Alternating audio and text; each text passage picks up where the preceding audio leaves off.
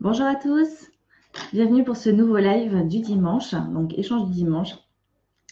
Euh, Échange du dimanche, du coup, excusez-moi, que j'ai un petit peu repoussé pour plein de choses. Il s'en est passé des trucs. Extinction de voix, voyage à Lyon, aujourd'hui décalage horaire. On a perdu une heure, hein, voilà. Désolée de vous l'annoncer pour ceux qui ne le savaient pas encore. Du coup, je vous accueille à nouveau avec le café le matin. Toujours pas trop réveillée.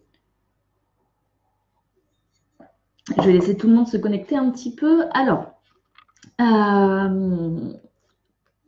côté, là, dans la description, je vous ai partagé le lien vers le groupe privé Facebook Réalisation de soi en 5 temps, donc qui est relié à la page Improviser votre vie. Groupe sur lequel je partage des astuces, des citations plus personnelles, des exercices. Voilà. C'est un groupe que je vais développer de plus en plus, sur lequel je suis de plus en plus présente, que je vais continuer à développer en parallèle de la page sur laquelle, bonjour, la page Improviser votre vie, pour l'instant, me sert essentiellement à poster des citations, poster des articles, les vidéos, tout ça. Je suis en train de réfléchir à comment réorganiser un petit peu le projet, la page, le site internet, voir exactement. On m'a demandé de mettre des extraits en fait des livres dont je parle pour les lives du dimanche, sur lesquels tout le monde ne peut pas, auxquels tout le monde ne peut pas assister et tout le monde ne les regarde pas forcément en différé. Du coup, oui, je vais peut-être essayer de faire des mini-articles avec des citations, des textes justement, que je vous lis sur les lives du dimanche.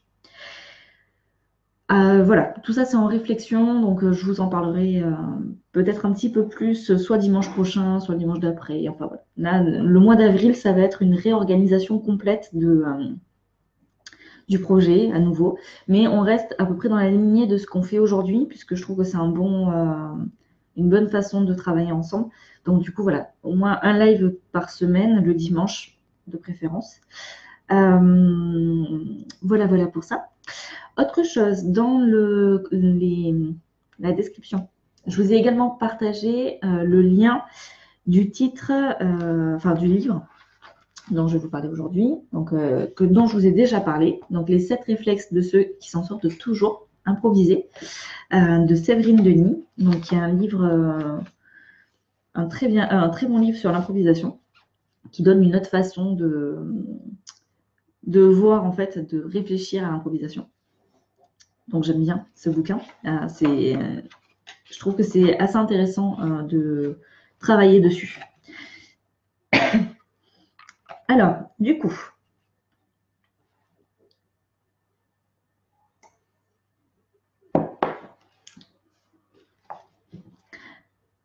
donc là, je vais vous lire un extrait du coup. Donc on va commencer en fait par le chapitre 1. Je trouve que ce bouquin est vraiment pas mal pour ça. Donc, chapitre 1, les 7 réflexes de ceux qui se sortent de presque toutes les situations. Comme d'habitude, je vais lire un petit peu, on va échanger dessus, et etc., etc. On l'oublie trop souvent, nous improvisons tous les jours. Nous avons intégré tant de réflexes quotidiens que nous agissons la plupart du temps en mode automatique. C'est toujours à la faveur de situations inattendues, incongrues, que nous nous rendons compte de l'effort nécessaire pour trouver une attitude autre que l'habituelle. Donc là, très clairement, hein, sur cette phrase, les habitudes en mode pilote automatique, ça va être prendre la voiture pour aller travailler, ça va être répondre d'une certaine manière au téléphone lorsqu'on est au boulot, ça va être agir de telle ou telle façon avec telle ou telle personne en fonction de la situation. Voilà. C'est des habitudes, des automatismes en fait qu'on prend au quotidien. C'est souvent le cas dans le milieu professionnel. Voilà. Quand on a moi je sais par exemple des scripts de vente qu'on sait plus ou moins défini, on n'y fait pas forcément attention, mais au final, on se rend compte qu'on y réfléchit, qu'on dit toujours à peu près les mêmes choses de la même manière. C'est normal, d'accord? C'est la loi du moindre effort. On en est tous là, d'accord? On n'aime pas particulièrement faire des efforts, on n'aime pas sortir de nos zones de confort, de nos zones de confort. Désolée, dimanche matin, toujours pareil.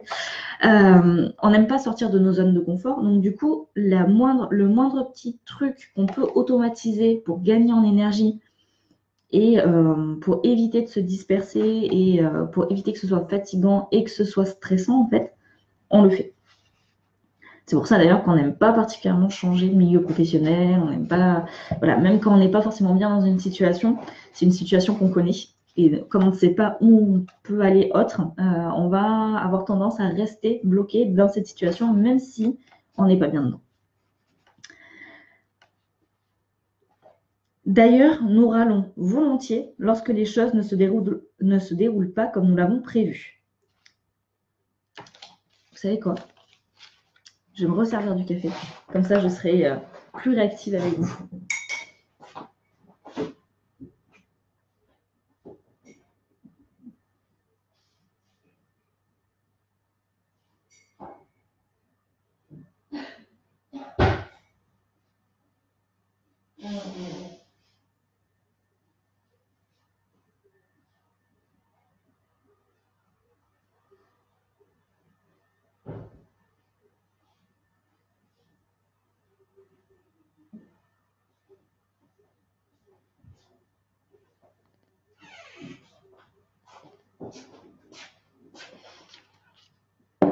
Voilà.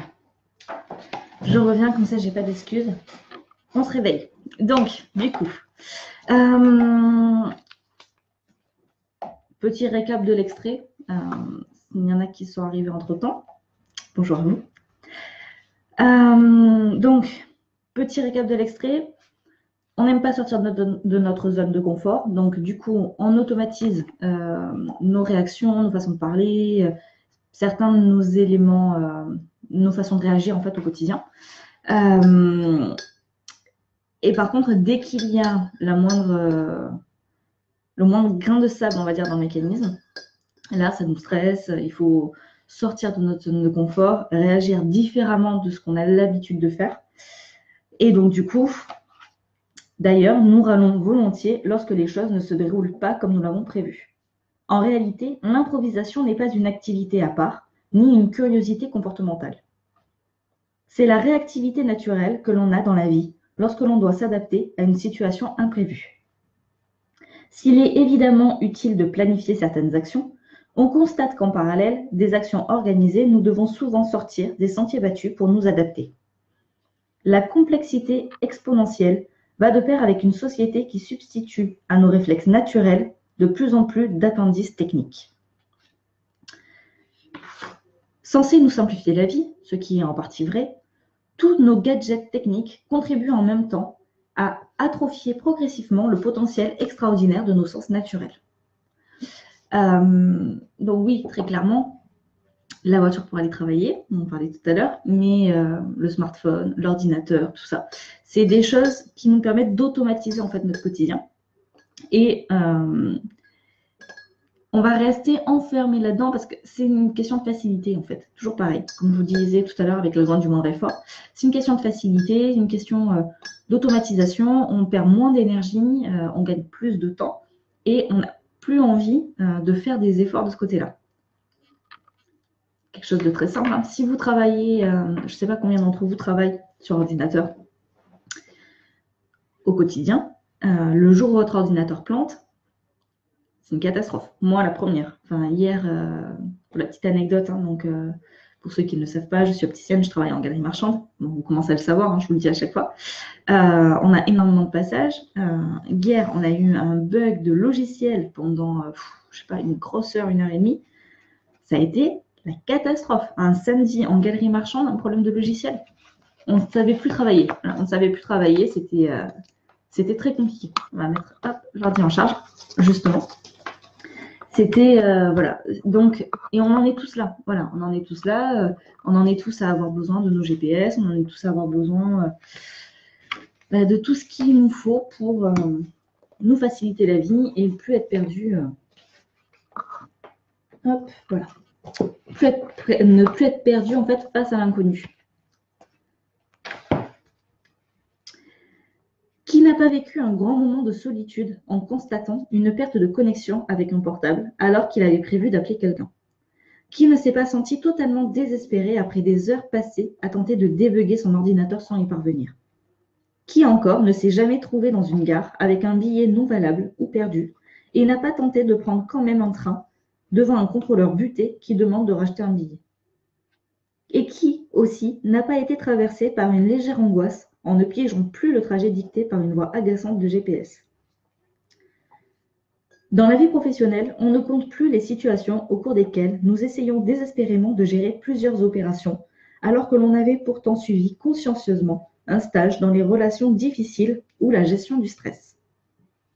Sans parler de ce temps que l'on nous prie de bien vouloir apprendre à gérer, comme si une urgence économique devenue.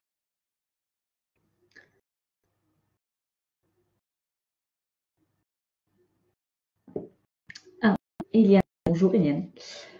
Le titre du livre, c'est Les 7 réflexes de ceux qui s'en sortent toujours. Voilà, de Séverine Denis. J'ai mis le lien dans la description. Voilà.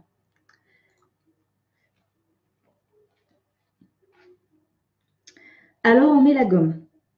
On active les boosters. On expédie le courant pour s'occuper de l'urgent. On remplace les discussions spontanées au profit d'échanges que l'on veut factuels ou pragmatiques. On envoie des emails à tour de clic pour se donner bonne conscience. Et forcément, dans ce tumulte feutré où les écrans de toute taille s'érigent en nouveaux paravents entre soi et autrui, l'irruption de tout incident ou imprévu nous plonge dans un sentiment d'impuissance insondable. Ça, on en a déjà parlé en fait de cette façon de travailler aujourd'hui, de vivre en fait, très clairement, dans le monde actuel, où justement il faut utiliser la moindre minute de son temps de façon pragmatique, de façon, comment je peux dire ça? De façon à...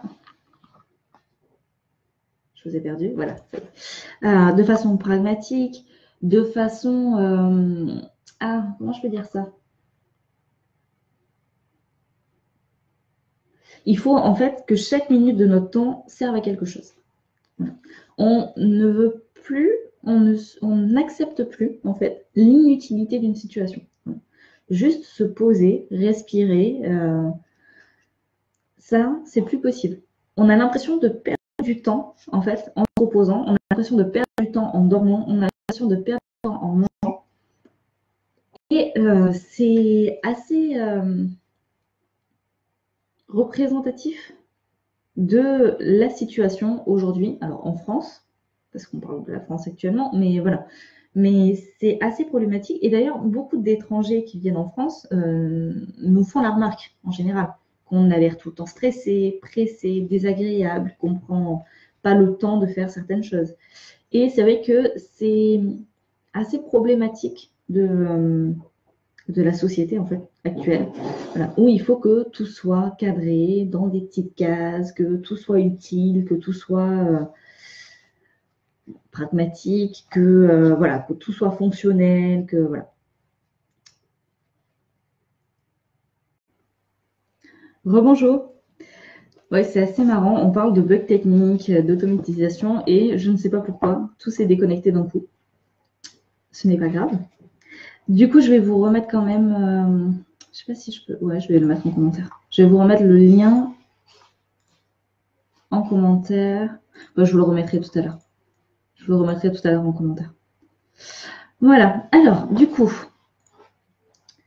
avant que ça coupe, nous disions justement qu'on était tellement automatisé, tellement rentré dans une société où on a l'habitude de travailler sur ordinateur, de travailler de façon pragmatique, automatique, tout ça, que dès que la moindre petite chose, en fait, le moindre petit grain de sable se coince dans le mécanisme, ben on perd complètement pied en fait avec tout ça.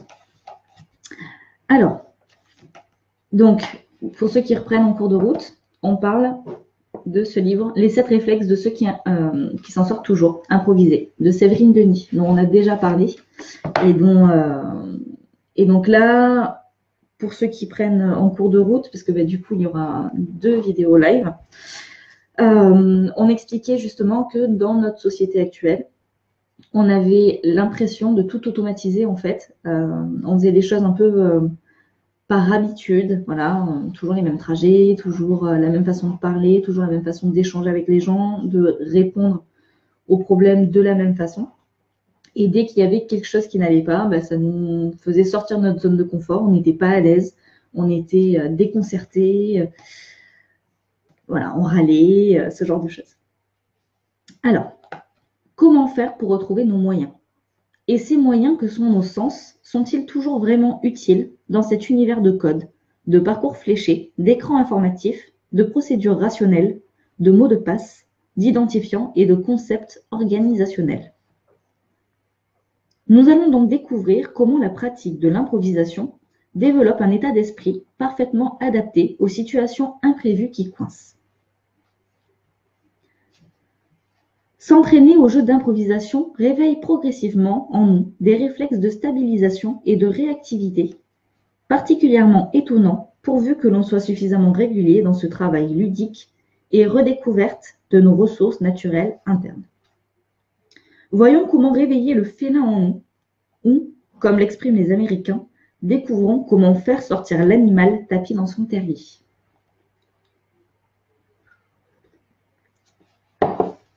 Ça, c'est une idée qu'on avait déjà vue plus tôt dans ce livre, où justement, elle compare le travail, Séverine Denis, l'auteur, compare le travail de l'improvisation avec une sorte de façon féline en fait de vivre, où justement, improviser, ce serait devenir félin en fait, ce serait se rapprocher de l'animal, ressortir l'animal qui est en nous, en utilisant nos sens, et en arrêtant en fait de tout interpréter, tout intellectualiser, comme pourrait le faire un animal en fait. Tout piger en 30 secondes. Vous êtes-vous déjà demandé comment vous écoutez vos interlocuteurs? Probablement pas. Et c'est un peu normal, tant cette attitude se fait, oserais-je dire, automatiquement. Notre oui est un sens ouvert à tout vent. On l'oublie souvent, mais c'est parce que nous entendons que nous sommes en équilibre spatial. Quand l'ouïe est perturbé, nous avons des pertes d'équilibre ou des vertiges. Notre conscience auditive se manifeste surtout lorsque le bruit dépasse un certain seuil de décibels et nous agresse, ou bien lorsque nous avons un problème fonctionnel passager. Nous retrouvons également notre conscience auditive lorsque nous discutons avec une personne dont la tessiture vocale nous dérange ou lorsque la voix de notre interlocuteur est trop basse ou trop aiguë. Donc là, très clairement, l'ouïe, c'est un de nos sens, c'est un des sens qu'on exploite, pas le plus, mais un des sens qui est très important dans l'improvisation théâtrale. Et effectivement, lorsqu'on est dans notre quotidien automatisé, voilà, lorsqu'on parle de script de vente, tout ça, on en parlait tout à l'heure, effectivement, lorsqu'on est dans notre façon de réagir très automatique, dès qu'il y a la moindre petite chose qui est un peu stressante, ça nous fait perdre tous nos moyens. Parmi les détails qui nous permettent de nous souvenir d'une personne, la voix joue un rôle majeur. Nous nous souvenons plus volontiers d'une personne qui a une voix particulière, qu'elle soit agréable ou non.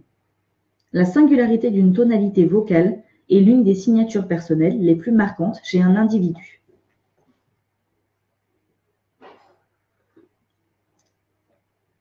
D'une façon générale, nous entendons le monde. Entendre, c'est aussi comprendre. Oui, j'entends bien ce que vous voulez dire, est une expression courante pour assurer à notre interlocuteur qu'on l'a bien compris. Une mère ou un père qui veut faire comprendre quelque chose d'important à son enfant dira volontiers « Tu as entendu ce que je t'ai dit ». Il peut donc sembler curieux de s'interroger sur comment on écoute, et pourtant, il y a entendre et écouter. Entendre, nous venons de le voir, on sait tous faire. Mais écouter vraiment, c'est une autre histoire. Nous avons tous déjà observé un chat endormi. Comme beaucoup d'autres animaux, un petit félin qui dort semble plongé dans un sommeil profond et doux. Pourtant, le moindre frémissement sonore le sort immédiatement de son sommeil. L'oreille s'oriente d'abord en direction de la provenance du son, puis l'animal ouvre les yeux, tend la tête et oriente ses deux oreilles de façon à affiner son écoute. Il est assez fascinant d'observer cette attitude ultra-sensible chez les chats ou les gros félins.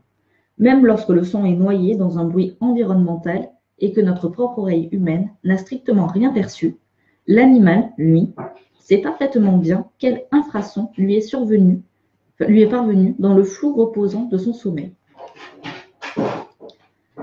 Soyons réalistes, l'humain n'est a priori pas doté d'un système auditif aussi sophistiqué, mais il peut cependant réapprendre à écouter vraiment. En improvisation, nous disons volontiers que l'écoute, ça se travaille, et nous allons voir comment procéder dans notre quotidien pour aiguiser ce précieux outil. Nous disposons de deux attitudes précieuses en matière d'écoute. La première consiste à écouter vraiment et complètement ce qui nous est dit lorsqu'il s'agit d'un échange avec autrui. C'est une écoute intelligente. La seconde consiste à écouter à la fois ce que l'on nous dit et l'intention sous-jacente, la VO en quelque sorte. Sous les mots exprimés, c'est l'écoute totale. Elle inclut une captation des intentions non dites sous-jacentes. En fait, on peut aussi séparer donc l'écoute, la première écoute, l'écoute intelligente, où effectivement on va s'arrêter sur les mots, sur les intentions, les mots. La deuxième écoute, on va prendre en charge quelque chose de beaucoup plus global en fait. Donc, on va effectivement prendre en charge, on va bien écouter les mots, la façon dont ils sont employés, le sens qu'il y a derrière. On va aussi plus facilement rapprocher ça d'une situation donnée. Et surtout, on va prendre en compte ce qu'on appelle le non-verbal. Je vais juste fermer la porte pour le volume.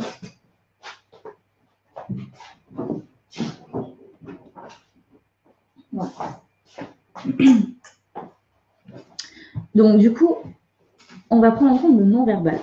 Le non-verbal, c'est une façon de se tenir, c'est une façon de poser sa voix, c'est une façon d'articuler, c'est une façon de regarder.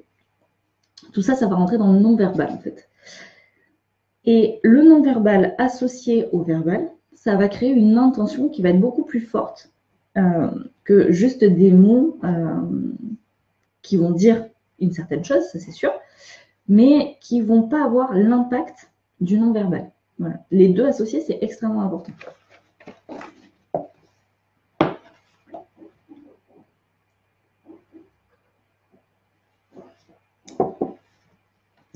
Pour débloquer une situation, faire avancer un échange ou se désinhiber, nous avons besoin de la seconde attitude. Or, nous nous contentons trop souvent d'écouter selon nos habitudes d'entendement. Voilà comment réactiver cette écoute plus large. Alors là, Séverine Denis nous donne un petit exercice qui est assez simple à faire. Hein. Donc, je vais vous le donner, d'accord? L'écoute absolue.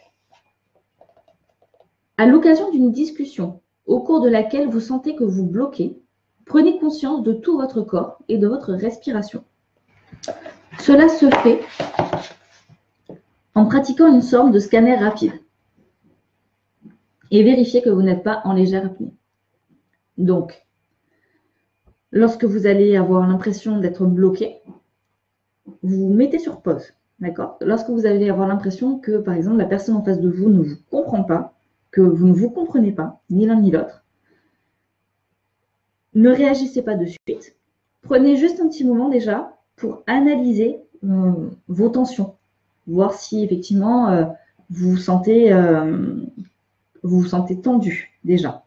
Si c'est le cas, détendez-vous. Vous vérifiez que vous respirez bien. Des fois, on peut avoir le souffle qui se coupe quand on est dans une situation qui est désagréable. Donc ça, même chose. Si vous avez l'impression d'être en apnée, vous respirez tranquillement. Ne souriez pas. Beaucoup de personnes suspendent leur respiration sans s'en rendre compte. Puis ouvrez largement votre écoute en laissant surgir des images dans votre mental. Laissez votre sixième sens agir. Les images peuvent vous surprendre. Ne jugez pas, simplement ressentez. Donc, lorsque... Hop, on va prendre ça en marque-page, ce sera plus simple. Voilà. Donc, lorsque vous allez être face à une personne qui ne vous comprend pas qui ne vous comprend pas, mais vous avez l'impression que le message ne passe pas. Voilà.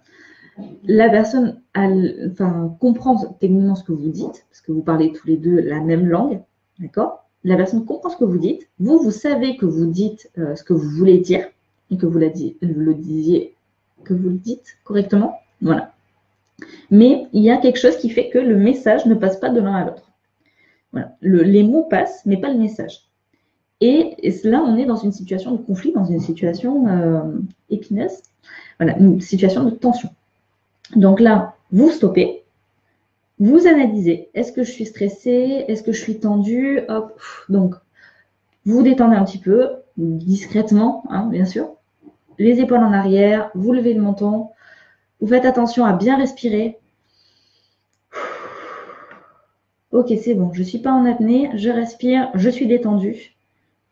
Comment maintenant je vais pouvoir faire passer le message pour que ce soit compris réellement? Et donc là, vous allez pas intellectualiser, c'est pas ça, mais vous allez visualiser les mots que vous voulez transmettre. Vous allez visualiser le message que vous voulez transmettre en le transmettant. Donc, je ne sais pas, vous parlez d'une baguette de pain. Enfin, je ne suis pas certaine que des conflits puissent naître avec ça, mais on ne sait jamais. Mais voilà, là, vous allez l'imaginer. Vous allez imaginer, en fait, les mots, les sensations, les émotions que vous essayez de transmettre. Voilà. Et une fois que vous allez les visualiser, là, vous allez pouvoir transmettre le message réellement à la personne. Parce que le non-verbal va également agir avec les mots. Donc, en appui avec les mots que vous allez donner à la personne. Et donc, du coup, le message sera beaucoup plus simple à passer. Comme un félin, mettez-vous en alerte tranquille, prêt à capter ce qui ne s'entend pas en général, les sensations qui se dégagent au-delà des propos. Cela demande un peu d'entraînement, mais si vous vous y tenez, au bout d'un certain temps, vous saurez exactement quelles réponses et quels arguments seront les plus adaptés à la situation. Après quelques semaines de pratique, 30 secondes vous suffiront pour capter ce qui n'est pas exprimé et qui contribue à bloquer un échange parce que votre inconscient l'a entendu. Ça, c'est un exercice qu'on fait beaucoup en vente. Je ne sais pas si certains d'entre vous ont fait déjà de la vente, de contact direct avec la clientèle.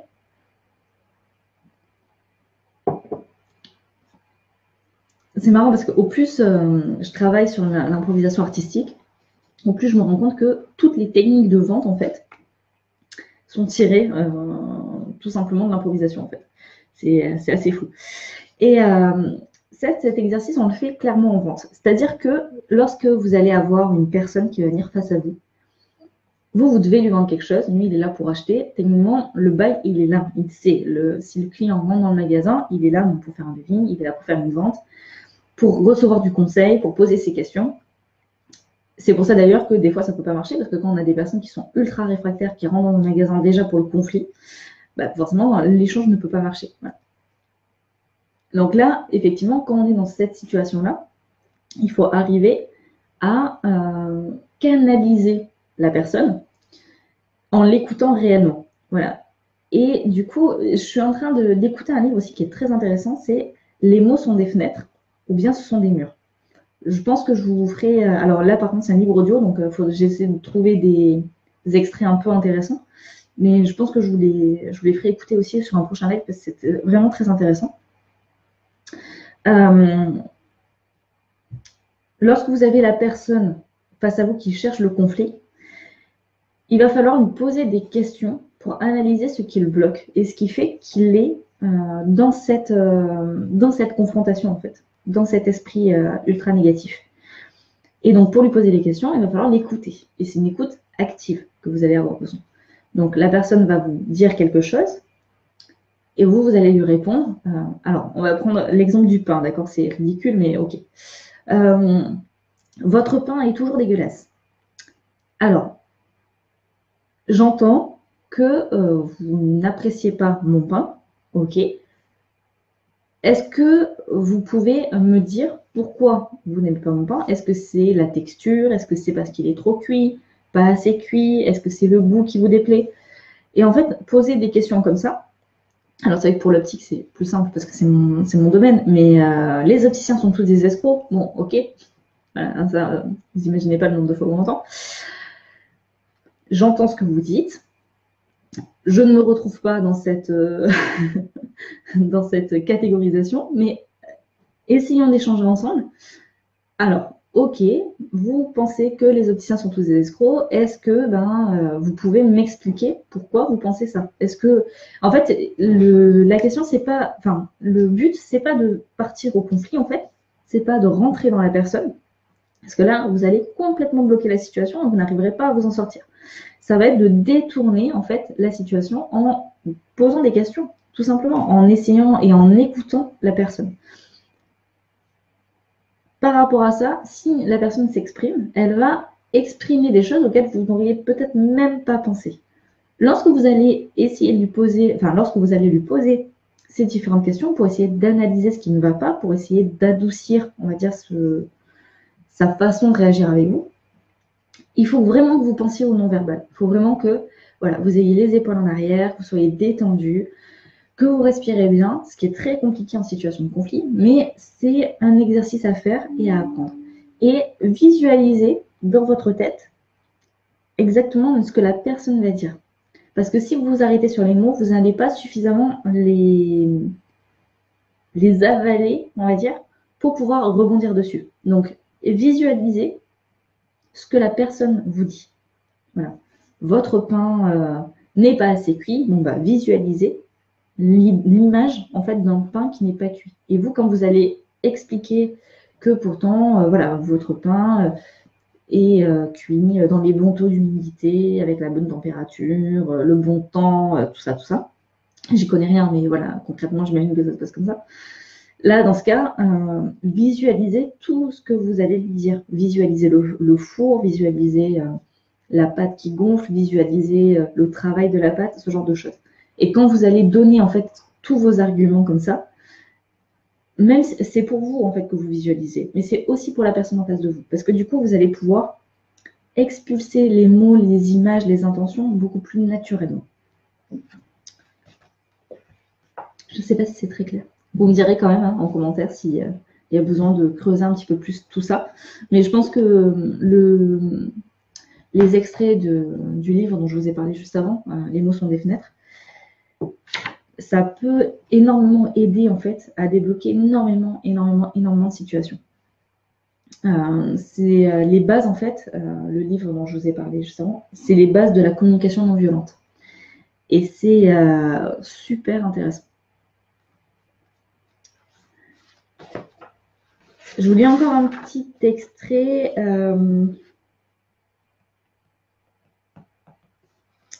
Alors, par contre, est-ce que je vais vous lire ça? Parce que là, on repart après sur quelque chose d'un peu différent.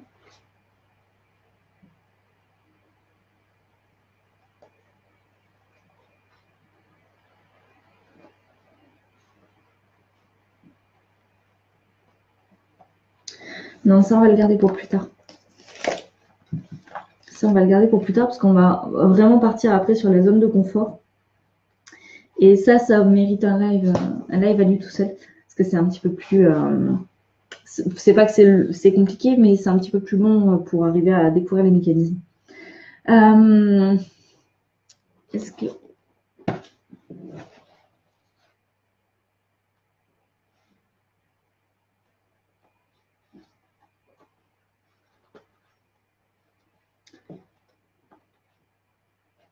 Je pense qu'on va s'arrêter là pour aujourd'hui, en fait. On va s'arrêter sur ça. On va s'arrêter sur l'idée de la communication non violente et sur l'idée d'analyser et de projeter, en fait, les intentions avec les mots. Tout simplement parce que c'est la base, en fait, de l'échange en société. Et c'est une base très intéressante pour déterminer plus tard une véritable relation avec la personne que vous écoutez, que vous entendez. Entendre, comme dit Séverine Denis, entendre et écouter, c'est complètement différent. Entendre, c'est bien. Écouter, c'est mieux. Lorsqu'on dit à une personne « j'entends ce que vous me dites », c'est sous-entendu « j'ai compris ce que vous dites, je vous écoute ». Maintenant, utilisez le non-verbal lorsque vous allez dire « j'entends ce que vous dites », c'est beaucoup plus fort parce que lorsque vous êtes en situation de... J'avais assisté à une conférence, je ne me souviens plus du tout le nom du gars, il y a quelques années, qui est un gars qui était dans la BAC. Et donc, c'est un gars qui fait partie d'une équipe d'élite, en fait, et il désamorce des situations, on va dire, compliquées, avec des prises d'otages, avec ce genre de choses. Et il nous parlait justement de la façon dont on désamorce les conflits verbaux, bien sûr, parce que pour nous, c'était ce qui nous intéressait. Et il nous expliquait qu'il ne fallait surtout pas dire je comprends ce que vous dites, je comprends ce que vous vivez. Non, parce que effectivement, lorsqu'on dit à une personne je comprends ce que tu vis, ça sous-entend j'arrive à me mettre à ta place, j'arrive à me mettre dans ta peau. Ça peut être bien interprété, ça peut être très très mal vécu, ça peut être très mal interprété par la personne. Si vous lui dites j'entends ce que vous dites, si vous dites j'entends ce que vous dites, là on n'est plus sur la même signification. On n'est plus sur le même non-verbal. Je vais juste refermer la porte.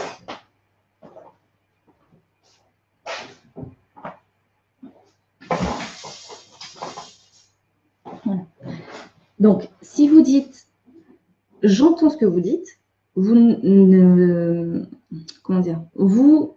sous-entendez je comprends ce que vous m'expliquez, je comprends ce que vous me dites, et pas du tout je comprends ce que vous vivez, parce que je comprends ce que vous vivez, on n'a pas tous les mêmes vies, et effectivement, la personne face à vous peut très très mal le prendre en se disant, je sais pas, par exemple, si vous essayez de réconforter une personne qui a perdu un enfant, par exemple, quelque chose de très très dur, si vous êtes extrêmement empathique, vous ne pouvez qu'imaginer ce que cette personne vit, mais si vous ne l'avez jamais vécu, c'est incompréhensible, c'est impossible de se mettre à sa place et de comprendre la souffrance, de comprendre la douleur de la perte d'un enfant. Si au lieu de lui dire « je comprends votre douleur », vous lui dites « j'entends, je comprends ce que vous vivez », je referme la porte, excusez-moi.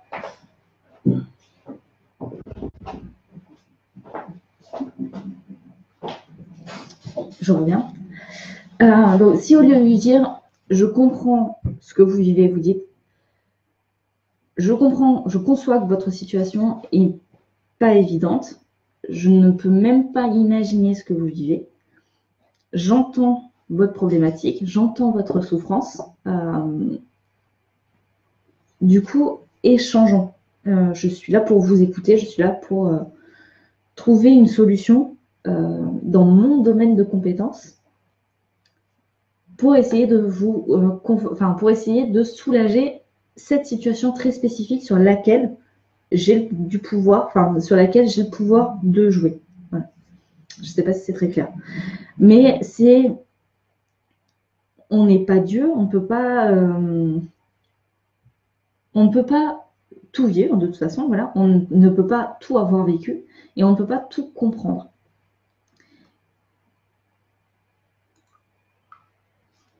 Il est extrêmement important de bien choisir les mots que l'on va utiliser lors d'un échange verbal et non verbal. Et il est ultra important de clarifier les choses avec des mots. Ne pas laisser de sous-entendu, ne pas laisser d'expression balancée ou de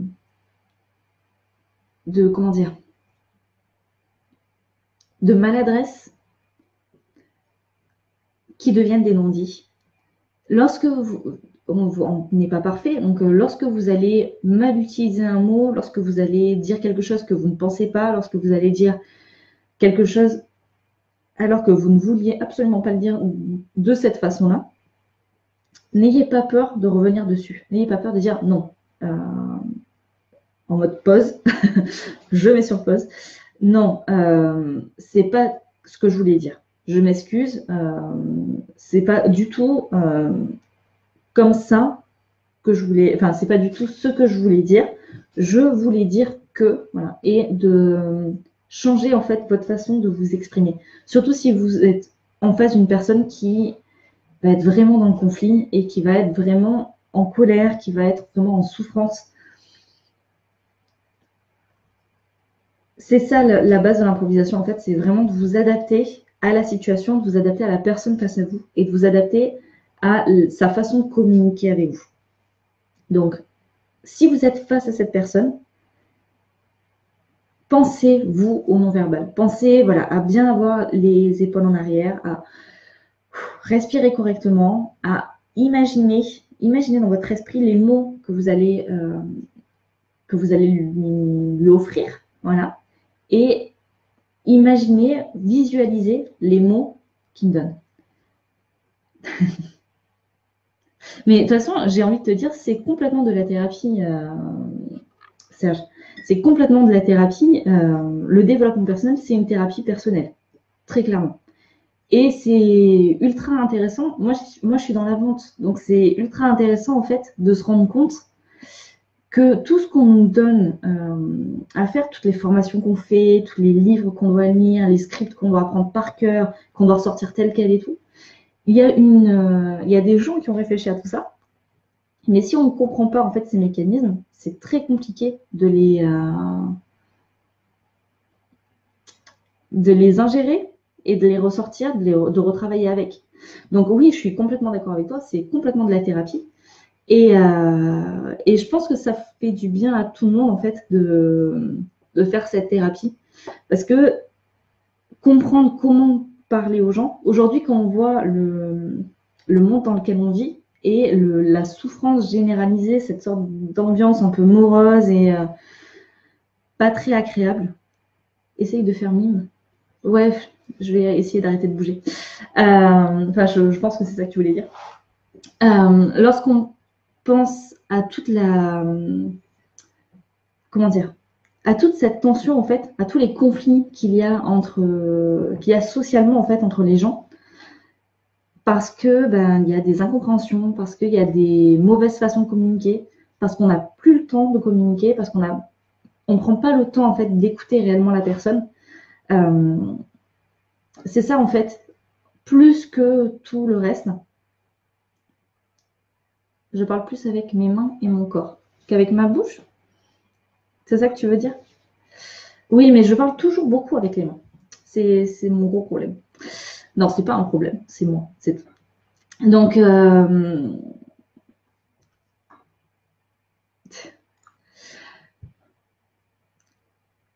essayez de bien écouter la personne.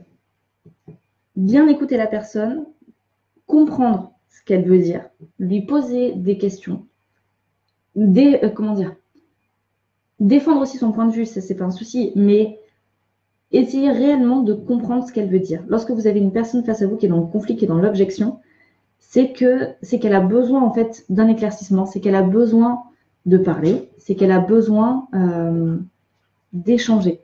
Donc, déjà comprendre ça, c'est un point qui est ultra important, ultra enrichissant dans une conversation. Lorsque vous allez réellement entendre et comprendre la personne face à vous, vous allez créer un lien qui va vous permettre de beaucoup plus simplement échanger avec la personne.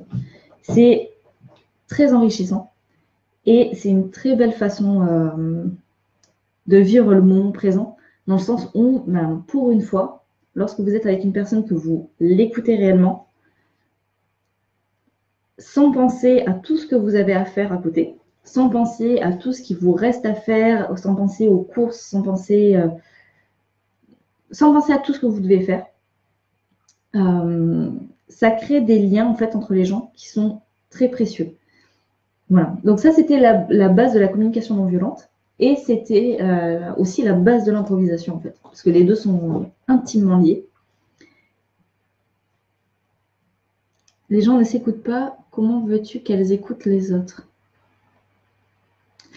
Oui, mais après, dans le développement personnel, le problème, c'est que les gens ne savent pas vraiment qu'elles ne s'écoutent pas. Les gens ne savent pas s'écouter, en fait. Ne savent pas écouter leur corps, ne savent pas écouter leurs besoins. Mais c'est plus simple, je pense, de commencer par une véritable écoute active des autres. Parce que en écoutant mieux les autres, on peut, je pense, arriver à comprendre qu'on ne s'écoute pas soi-même. Je ne sais pas si c'est très clair. Mais faire un travail d'introspection pour arriver à s'analyser, à s'écouter réellement et à définir ses besoins, je trouve que c'est alors c'est indispensable dans tout travail de développement personnel. Maintenant, c'est pas un travail qui est naturel pour tout le monde et tout le monde ne sait pas, enfin une personne en règle générale ne savent pas qu'elles ont besoin de ce travail en fait. Il faut déjà être dans une démarche de se dire je ne suis pas bien dans mon quotidien, je ne suis pas bien dans ma peau, je ne suis pas bien dans, voilà, dans cette situation. Donc, je vais analyser ça pour arriver à trouver des solutions. Déjà, ça, c'est pas un travail qui est naturel pour l'être humain. Et parce que, comme je disais au tout début, quand on a des situations justement automatisées, parce que on n'a pas le temps, parce que on veut profiter de tous les moments, de toute la journée en fait, pour être ultra pragmatique, gagner du temps un maximum, automatiser un maximum les choses, pour être ultra productif tout le temps. On n'a pas le temps en fait, lorsqu'on rentre dans ce mécanisme, lorsqu'on rentre dans cet engrenage, on n'a pas le temps de réfléchir à ce qui ne va pas déjà dans notre vie. Voilà. Et de toute façon, la société aujourd'hui et le monde dans lequel on vit fait tout pour qu'on n'ait pas le temps de réfléchir à nos problèmes. Voilà. On sait qu'on a des problèmes, mais c'est pas grave. Il faut avancer, avancer, avancer, avancer. Il faut regarder la télévision, consommer, aller travailler, gagner de l'argent pour payer ce truc, pour payer ci, pour payer ça. C'est fait comme ça en fait. Et du coup, tous les échanges avec les autres sont extrêmement, comment dire, lissés en fait. Parce que c'est... Alors, j'en parlais sur le groupe réalisation de 65 temps, il y a vraiment, hier, non, vendredi, où je lisais un extrait de ne me dites plus jamais bon courage. Et en fait, tout est lié, hein, tout ça c'est lié. En fait, la communication non violente, les mots positifs, la façon de s'exprimer avec les gens, bien les écouter, tout ça c'est extrêmement lié. Et en fait, on se rend compte que lorsqu'on dit oui, salut, ça va, on n'est pas prêt en fait à entendre la personne dire non, ça ne va pas parce qu'on n'a pas le temps de l'écouter. Et qu'en fait, si elle dit ça va, hop, c'est bon, on passe à autre chose. Si elle dit ah non, ça va pas, là, il y a toujours un blocage qui se fait parce qu'on n'a pas le temps d'écouter la personne. On n'a pas le temps d'écouter la personne nous parler de ses problèmes. Et alors, déjà qu'on n'a pas le temps d'écouter une personne répondre honnêtement à une question qu'on lui pose, s'écouter soi-même répondre à une question qu'on ne se pose même pas, ça, c'est super inconfortable déjà. Et puis, c'est complètement sortir de sa zone de confort. Parce qu'aujourd'hui, notre zone de confort, c'est cette chose très automatisée qui n'est pas forcément saine, qui n'est pas forcément agréable à vivre, qui n'est pas forcément bien pour nous, et pas que pour nous, mais bien pour les gens autour de nous, bien pour la société en règle générale. Mais c'est comme ça, c'est facile. Et sortir de ça, sortir de cette sorte d'automatisme dérangeant, on va dire, c'est encore pire parce qu'on ne sait pas ce qu'il y a de l'autre côté. On ne sait absolument pas où on va si on sort de cette zone de confort. Parce que la zone de confort, c'est une zone de confort, mais ce n'est pas forcément une zone où on est épanoui et où on est bien, où on vit bien. Ce n'est pas ça la zone de confort. La zone de confort, c'est juste une situation qu'on connaît. Voilà.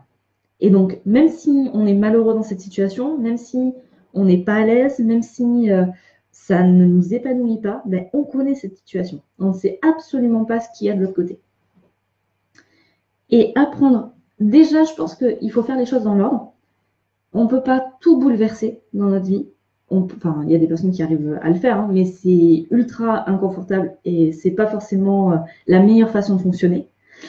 Lorsqu'on se sent prêt à faire un vrai travail de développement personnel parce qu'on sait qu'il y a un problème dans notre vie, voilà, il faut faire de l'introspection, se fixer des objectifs pour se sortir de là, reprendre en main sa vie, son quotidien, son corps, se réconcilier avec son corps. Voilà, tout ça.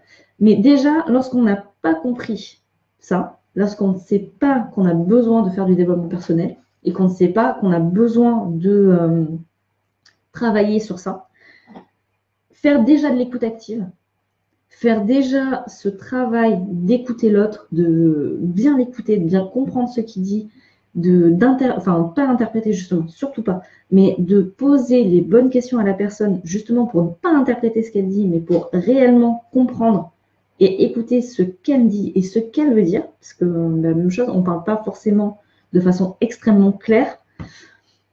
Déjà, ça, c'est un premier exercice qui est super intéressant. Suite à ça, une fois qu'on a réussi à développer cette écoute active et à réellement entendre, comprendre la personne face à nous, là, on va être dans l'improvisation. C'est-à-dire qu'on va pouvoir s'adapter à toute cette situation beaucoup plus facilement. Parce qu'après, à force de travailler l'écoute active, ça devient une habitude. Et l'écoute active devient beaucoup plus simple. Et grâce à cette écoute active, on peut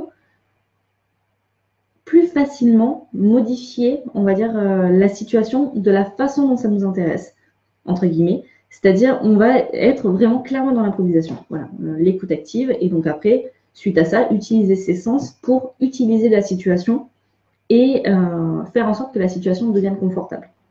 Et donc, si la personne face à nous dit « non, ça ne va pas », comme on a développé l'écoute active, on va pouvoir se dire « bon, alors, j'ai peu de temps devant moi, mais dis-moi ce qui ne va pas et on va se programmer un appel, on va s'appeler ou on va se programmer un moment où on va pouvoir s'échanger, où on va pouvoir échanger pour que tu m'expliques ce qui ne va pas, pour que j'essaie de voir si je peux te trouver une solution. » Voilà. Après, tout ça, ça se travaille et je trouve que c'est un exercice qui est vraiment très, très inspirant.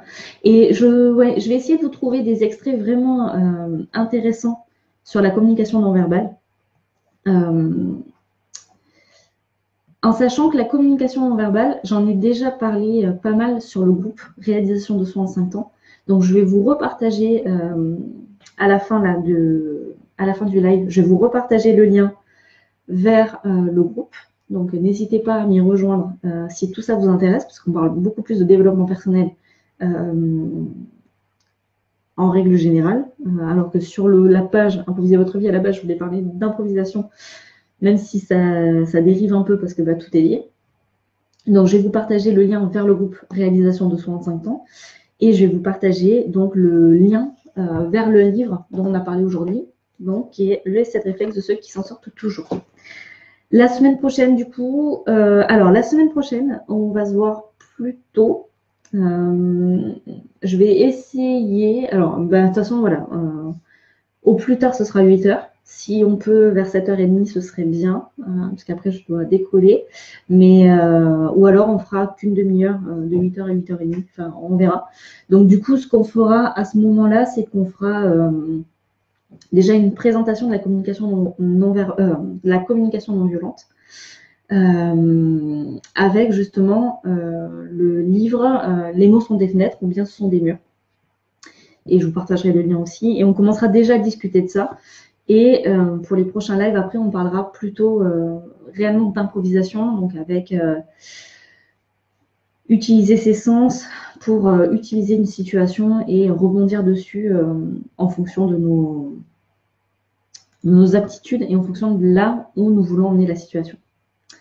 Voilà. Merci à tous d'avoir suivi ce live. Je vous partage du coup les liens en commentaire juste après. Et désolée pour le petit problème technique, donc du coup vous aurez le live en 2 parties. Bon, c'est pas grave, on avait à peine commencé l'autre partie, donc c'est pas un souci. Je vous souhaite un très bon dimanche et travaillez sur votre communication, écoutez les gens et devenez vous-même. À bientôt, bye bye.